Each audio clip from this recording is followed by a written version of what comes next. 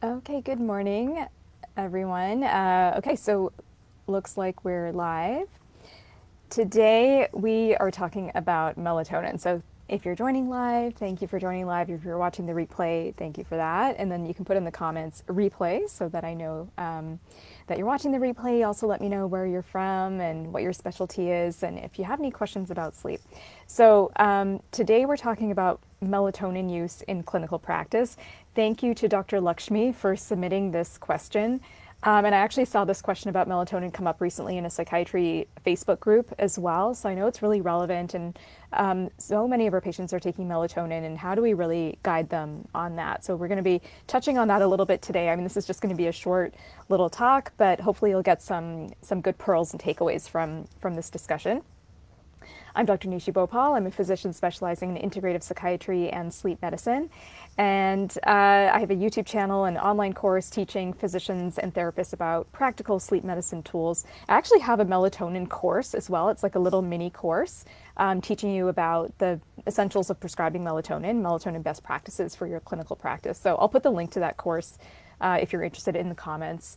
And then that course is actually part of my bigger course. So if you want more, you can also just wait till I open up doors to the larger clinical sleep kit program in a few weeks. And the melatonin course is part of that. So again, let me know where you're from, what your specialty is, and then what you're seeing with sleep issues in your practice. I would love to know more about what you're dealing with. But today we're talking about melatonin. And let me just pull up my information here. So we're just going to go through this a little bit sequentially. And then if there's any questions that you have, you can post those in the comments below. Okay, so why do we need to know about melatonin? Well, the use of melatonin is increasing, and the adults' use of melatonin in the United States increased by more than 5 times between 1999 and 2018. A Sleep Foundation survey from June of 2022 found that 27% of adults in the US take melatonin supplements for sleep. That's a lot of people. 27% of adults in the US take melatonin for sleep, and the average dose that people are taking is 4.8 milligrams, or about 5 milligrams. Melatonin is the 4th most popular natural supplement taken by adults in the US. And it's the 2nd most popular natural product used by children in the US. There's lots of kids taking melatonin, which can be a little bit concerning, as we're going to look at today. What's interesting to note is that melatonin is not over the counter in many countries. It is over the counter in the US, which is where I work and live. But it has been removed from over-the-counter access for years in the UK, in the EU, in Japan, and Australia. In many countries, it is available by prescription only. But in the United States, melatonin is over-the-counter. Anyone can buy it. And, as I mentioned, the use is increasing. In 2020, sales of melatonin exceeded $800 million. So we as physicians and therapists, healthcare practitioners, we need to know how to guide our patients on using melatonin because the use of it is so prevalent. Now, often when we think of melatonin, we think of it in terms of sleep, right? So our patients are using it for sleep, but melatonin does much more than impact sleep. It is a hormone, and it has multiple physiological functions in the body. It is a body clock regulator. So I think of it more as a circadian rhythm or body clock regulator than a sleep aid. It helps to entrain the body clock, so it modulates the circadian rhythm. It doesn't generate them, but it helps align the circadian rhythm and regulate that. And it also is an antioxidant, it's anti-inflammatory. You may have seen some of the data coming out on its use in COVID-19 and other inflammatory conditions. So there's lots of different uses for melatonin. We're focusing specifically on its use in sleep and circadian rhythm, but I just want you to know that there's lots of different ways that melatonin is being used and is being studied. Okay, so some other ways that it's being used is for oxidative stress in premature infants, in cancer, in GI disorders, in migraine, in diabetes, COVID-19 as well, like I mentioned. But we're looking at it in the context of sleep. So melatonin is produced in the pineal gland. It's also produced in the gut. It's produced in other areas too, like the skin, retina, bone marrow, placenta, and other areas. The gut contains 400 times more melatonin than the pineal gland. I'll just move my hair in case that's bumping up against the microphone and making noise. Sometimes it does that. So anyways, the gut contains 400 times more melatonin than the pineal gland, and melatonin secretion follows a circadian pattern across the day, and it's produced largely with exposure to darkness. Now, the melatonin that affects our sleep and circadian rhythm is thought to be the melatonin that comes from the pineal gland versus the gut, which is thought to be more involved in antioxidant and anti-inflammatory processes. Now, I might be wrong with that, so if anyone knows, you can correct me in the comments, but melatonin is one of these things that it's being studied a lot, so my stance on it might even change as time goes on and as we get more data. Okay, so as far as how much melatonin our pineal gland secretes, in children, they're secreting at peak nighttime levels about 100 picograms per ml. Young adults, middle-aged adults are secreting about 60 to 80 picograms per ml. So this is endogenous synthesis, and then older adults can secrete about 20 picograms. So compare that to how many milligrams are in supplements, right? You'll find supplements contain 3, 5, 10, 15, 20 plus milligrams.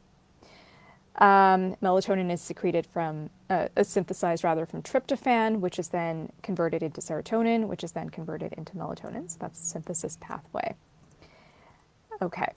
And then, as I mentioned, our synthesis of melatonin is largely influenced by light and dark cycles. Light suppresses the secretion of melatonin, and then darkness enhances it.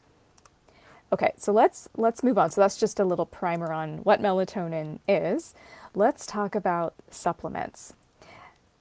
Melatonin is promoted as a natural supplement, and again, in the United States, it's available over the counter. It isn't OTC in many other countries. But because it's promoted as natural, people think of it as safe. And what I tell patients is that just because something is natural doesn't mean that it's safe or it's safe for you to take. It is a hormone, and it does have downstream effects. So I do like to think of it as a medication. We want to be thinking of it that way. What are the interactions? What are the side effects? What are the indications? What's the appropriate dosing? So I have all of those things in mind when talking to patients about melatonin. I don't recommend that people just go to Target or Safeway and just buy any old melatonin supplement that is available. And we'll talk a little bit about brands as well and some quality concerns. Okay, and one of the things that you might hear from people is, oh, melatonin doesn't work for me. And some of the reasons for that is that maybe they're taking it for the wrong indication, and we'll look at indications. Maybe they're taking the wrong dose. They could be taking it at the wrong time. They could be taking it for an insufficient duration of time. Sometimes it does take a few weeks to help to regulate the body clock. Maybe they're taking it and then they're getting exposed to bright light, which is going to impact its efficacy. Maybe they're taking it with the expectation that it's going to put them to sleep right away, that they're expecting it's going to work like a hypnotic, and it isn't really a hypnotic, it's more of a chronobiotic. It's something that's going to regulate their body clock. Okay, so what are the indications for melatonin? The American Academy of Sleep Medicine recommends against the use of melatonin for managing chronic insomnia. It's actually not indicated for the use of chronic insomnia. It is indicated for jet lag, shift work, delayed sleep phase, and advanced sleep phase. So those are all circadian rhythm disorders. It's also indicated for other circadian rhythm issues like non-24-hour sleep-wake disorder, irregular sleep-wake disorder. It is also used for REM behavior disorder, which is a different indication, so we're not really going to be talking about its use for that today. There's different doses that are used. So for REM behavior disorder, we're typically using higher doses, generally 3 to 12 milligrams, or maybe even a bit higher than that. For the purposes of sleep optimization and body clock regulation, which is what we're focusing on, we tend to use lower doses. So I'll talk more about that in a moment.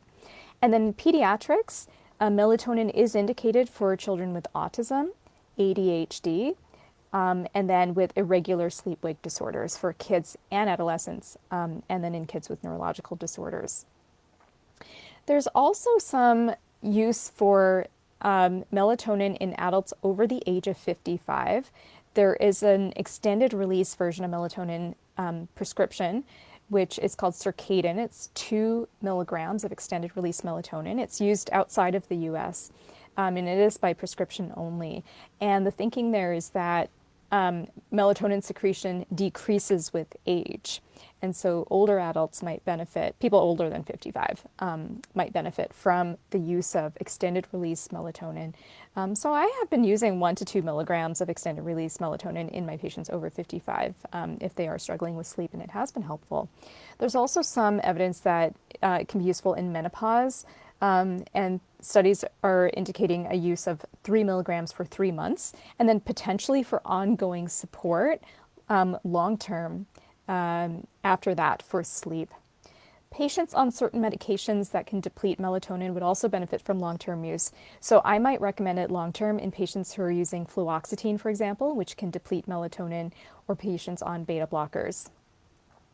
Short-term support is helpful. So when I say short-term support, I'm talking anywhere from like 4 to 12 weeks. So, up to 3 months is still considered short-term support.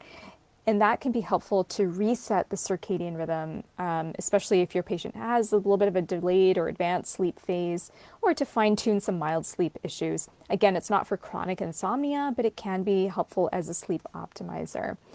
And then as a psychiatrist, I see lots of patients with anxiety and depression, and I do find that anecdotally, a little bit of melatonin with magnesium and L-theanine can be a really nice combination for those patients with sleep anxiety and who need a little bit of sleep support. Maybe they're on an SSRI as well, and maybe their melatonin is being depleted. So those are some other considerations for how you might use it. I'll put this study in the comments about the chronic administration of melatonin. Is it safe to use for years? Because you'll probably see patients who have been using it for years and years, and they're not sure if it's safe, or they just haven't really even thought about it. So there's this one review. Let me just grab the link here, or the citation. I'll put that in the comments, and then you can take a look at it. So study on long-term use of melatonin. Okay, so I've just put that in the comments there. So the short version is that it is thought to be safe long term. There's different studies on it in different different populations, children, adolescents, people with dementia. There's like a lot. I'm just kind of scrolling through. So there's lots of different studies that have been administered on the long-term use. So generally, it's thought that long-term use, so years of use, is safe. There is this question of, does it delay puberty or impact the onset of puberty in children? What this study is showing is that there actually isn't enough data to determine that. The results are mixed. There was one study that did show that it delayed puberty, the onset of puberty, but there's other studies that show it didn't have any impact on that. So there's just not enough studies yet to really know what the impact is. But again, for children with autism, ADHD, neurological conditions, long-term use of melatonin may be indicated. What I see anecdotally in my practice is that sometimes long-term use of melatonin, so more than a few months, can help, it can be helpful, but it can also start to cause side effects. So I've seen that it can start to cause fatigue, lethargy. It can be this kind of insidious thing where patients feel kind of just brain fogged and down, maybe even a bit more depressed. Of course, it can cause vivid dreams and nightmares. They can just feel a little bit tired all the time, and they're not really sure why. And I've seen this happen time and again with patients who've been taking melatonin on an ongoing basis, and then those symptoms improve once we taper off or discontinue their use of melatonin. So that's just something to look out for. Okay, so 3 questions that I asked to consider whether or not a patient should be taking melatonin is, are we supplementing a deficiency? So Are they an older adult who is not secreting as much melatonin as they were when they were younger? And so are we trying to supplement that? Are they on a beta blocker or another melatonin depleting medication? So are we supplementing that? The second question I ask is, are we trying to shift the circadian rhythm? And if so, then the dosing and the timing is going to be really important to consider. And then are we using it, third question is, are we using it for a non-sleep indication? Are we using it for oxidative stress or inflammation? So those are the kinds of things that I go through in my mind. And then, let's see, I just wanted to talk a little bit about brands and quality, and then we'll wrap up there. Okay, so as you know, supplements are not regulated by the FDA, the Food and Drug Administration here in the US. And there were a couple of studies looking at melatonin supplement quality. So this one from the Journal of Clinical Sleep Medicine, they looked at 31 different melatonin supplements purchased from different grocery stores and pharmacies in a city in Canada. And they found that those over-the-counter supplements contained anywhere from negative 83% to 478% of what was on the label, which is pretty scary, right? Because what it says on the label isn't necessarily what's in the bottle. 70% of these supplements had melatonin concentrations less than 10% of what it said on the label. And a quarter of the products contained serotonin, some at potentially significant doses, which again is pretty concerning. Then there was another research letter in JAMA in 2023, and in this one, researchers were looking at 30 different brands of melatonin gummies. And out of these 30 brands, they analyzed 25 melatonin gummy products. They found that one product contained 31 milligrams of CBD, but no detectable levels of melatonin. Again, very concerning, right? And then in products that did contain melatonin, the amount of melatonin ranged from 74% to 347% of what it said on the label. 88% of the products were inaccurately labeled, and only 3 of the products, 12% of them, contained an amount of melatonin that was within 10% of what was written on the label. So quality matters. I recommend to patients to use third-party tested supplements. So when I recommend melatonin to patients, we're using pharmaceutical grade brands. In my melatonin course, I actually have a list of third-party tested brands. But I just wanted to show you one brand that I like a lot. I'm not affiliated with this company. I just like this brand. It's called, I don't know if you can see that. It's called Melatonin Pro. And it's a plant-derived melatonin. It's the only plant-based melatonin that I know of that's on the market. And it comes in 0.3 milligrams, which is the one I'm holding up here. And it also comes in 3 milligrams. I use full script in my practice to prescribe professional grade supplements. And I only take professional grade supplements because, as we're seeing from these studies, we don't actually know what's in a lot of these different brands. So quality matters. And so again, if your patient is saying, well, I tried melatonin, it didn't really work for me. Well, what brand were they taking? Was it a good quality brand or not? And actually, let me see if I can pull up my list of some other brands in addition to Melatonin Pro. Just give me 1 second here.